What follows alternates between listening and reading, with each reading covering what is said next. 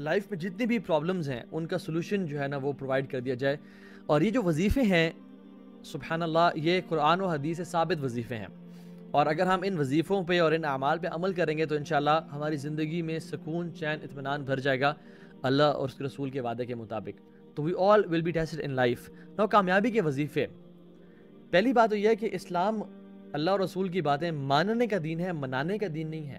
ہم لوگوں نے اسلام کو نا منانے کا دین بنا لیا کہ اس دن کو منا لیتے ہیں, اس دن کو منا لیتے ہیں, یہ ایونٹ آ رہا ہے اس کو منا لیتے ہیں, رمضان میں رمضان کی راتوں کو منا لیتے ہیں, عیدوں کو منا لیتے ہیں, مختلف راتوں کو منانا شروع کر دیا, حالانکہ اسلام ماننے کا دین تھا. تو میں آپ کو یہ کانسیپٹ کلیئر کروں کہ اسلام میں یہ جو لاکھوں کے حساب سے تسبیحیں جو لوگ آپ کو دے دیتے ہیں نا, یہ اس کی کوئی دلیل اس طرح سے نہیں ہے.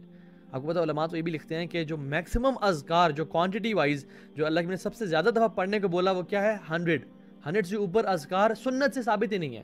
ہاں یو کین ریسائٹ استغفر اللہ may be 1000 times a day, yes نفل عبادت جتنی بھی کی جائے اتنا بہتر ہے. لیکن اگر کوئی شخص آپ کو کہتا ہے کہ اللہ تعالیٰ کا یہ نام آپ اتنے لاکھ دفعہ پڑھیں یا اتنے ہزار دفعہ پڑھیں آپ کا یہ مسئلہ حل ہو جائے گا, then we need to have a دلیل فار دیٹ کہ وہ بندہ کس طرح سے بات کر رہا ہے. تو میں آپ کو آج کچھ وظیفے سے شیئر کروں گا جو کہ ہماری زندگی کو واقعتاً بدل سکتی ہے. اور پہلا جو وظیفہ ہے وہ ہے اللہ کا تقوی اختیار کرنا, کیونکہ ہمارا دین جو ہے نا یہ بات یاد رکھیں, انفارچونیٹلی ہمارے سب کانٹیننٹ میں نا ہم نے اسلام کو ایک بفے سمجھ لیا ہے.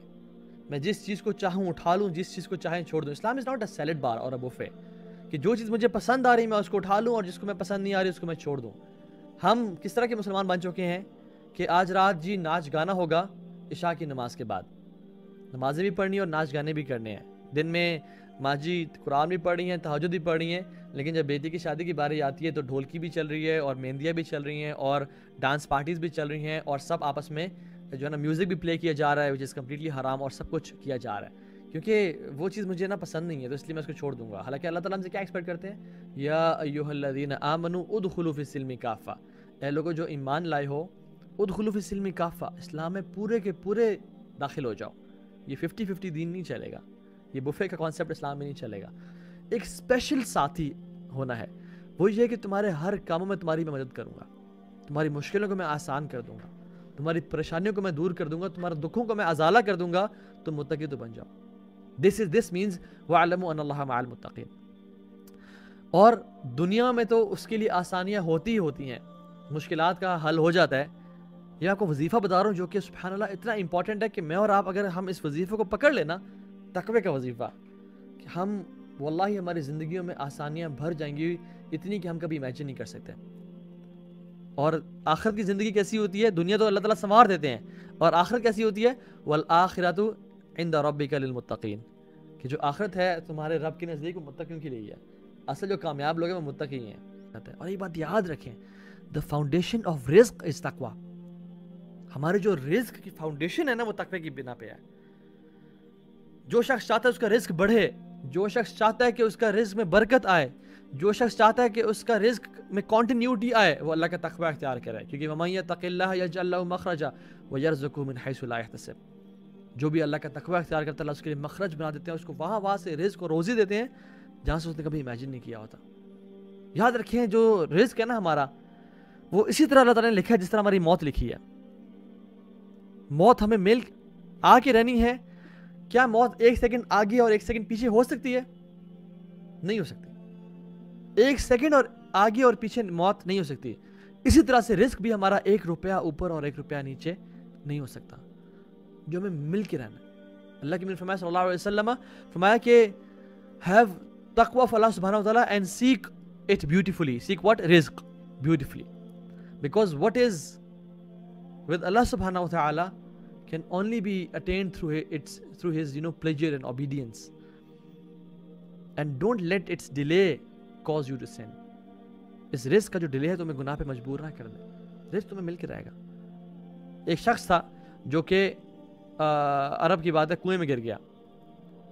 لوگ آئے, ریسکیو ٹیمز آئیں, اس کو کنویں سے نکالا گیا اور پوچھا تم کنویں میں کیسے گر گئے؟ تو اس نے کہا کہ بس میں چل رہا تھا سمہاؤ مجھے نظر نہیں آیا اور میں اس کنویں میں گر گیا. تو انہوں نے کہا اچھا بیٹھ جاؤ ریلیکس کرو دودھ پیو. اس نے اپنا وہ دودھ پیا اور سبحان اللہ کنویں میں گرنے کے بعد بھی اس کو کوئی چوٹ وغیرہ نہیں آئی ہوئی تھی. اس نے وہ دودھ پیا اور کچھ قدم چلا اور مر گیا. یہ ایک شیخ, نوٹیبل شیخ بتا رہے تھے. سبحان اللہ، وہ جو دودھ کا گلاس تھا وہ اس کے رزق میں لکھا ہوا تھا، جب تک اس نے پی نہیں لیا وہ مرا نہیں ہے، حالانکہ اس سے پہلے وہ کنویں میں گرا، وہ رزق اسے مل کے رہا۔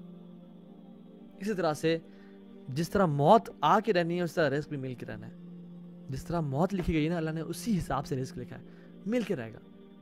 تو اللہ کا تقوی اختیار کریں اور حرام مینز کو نہ یوز کریں رزق کو حاصل کرنے کے لیے۔ اور یہ بات یاد رکھیں، ایک بندہ جو گناہ کرتا ہے اور پھر اس پہ بار بار روتا ہے وہ متقی نہیں ہے۔ متقی وہ انسان ہے جو گناہوں سے بچتا ہے، گناہ کر کے اس پہ آنسو بہانا یہ تقوی نہیں ہے، یہ توبہ ہے۔ لیکن گناہ نہ کرنا اور گناہوں سے بچنا اور اپنی حد تک استطاعت کرنا اور کوشش کرنا، دس از تقوی۔ وہ ایک شیخ کے پاس آیا اور اس نے کہا کہ شیخ اپنا لائف کو اسٹینڈرڈ کو بڑھانے کے لیے آئی ریئلی وانٹ کہ میں وہ بزنس کروں، اور وہ بزنس حرام کا بزنس تھا، it involved interest and some transaction جو کہ حلال نہیں تھیں، اور اس کی جو وائف تھی اسے بہت پش کر رہی تھی کہ تم یہ کام کرو because we need to up our life style. تو اس شیخ کے پاس آیا تو شیخ نے اسے بڑا سمجھایا، لیکن وہ بڑا کنفیوز تھا۔ تو شیخ نے کہا کہ do you want to fear your wife and do you want to fear اللہ سبحانہ وتعالیٰ؟ اس کا آئی وانٹ ٹو فیئر اللہ سبحانہ وتعالیٰ۔ اس نے کہا دین ہولڈ آن ٹو تقوی آف اللہ سبحانہ وتعالیٰ اینڈ بلیو یو می، اگر تم اللہ کا تقوی اختیار کرو گے اور اللہ کی بات مانو گے تو تمہیں وہ نوازے گا۔ کہ تم شخص چلا گیا، اس نے ڈیسائیڈ کر لیا کہ okay I not start the business. اور پھر وہ کیا ہوا کہ 4 مہینے بعد وہ شیخ کہتے ہیں میرے پاس وہ شخص واپس آیا، اور جیسے ہی وہ شخص واپس آیا تو کہتا ہے کہ شیخ یو نو واٹ ہیپنڈ، میں نے اللہ کی رضا کے لیے وہ بزنس چھوڑا تھا، اور میرا جو کچھ ہی دن بعد ایک کنسٹرکشن ہو رہی تھی ایونیو کی میری زمین کے پاس جہاں میرا لینڈ ہے یورپ میں۔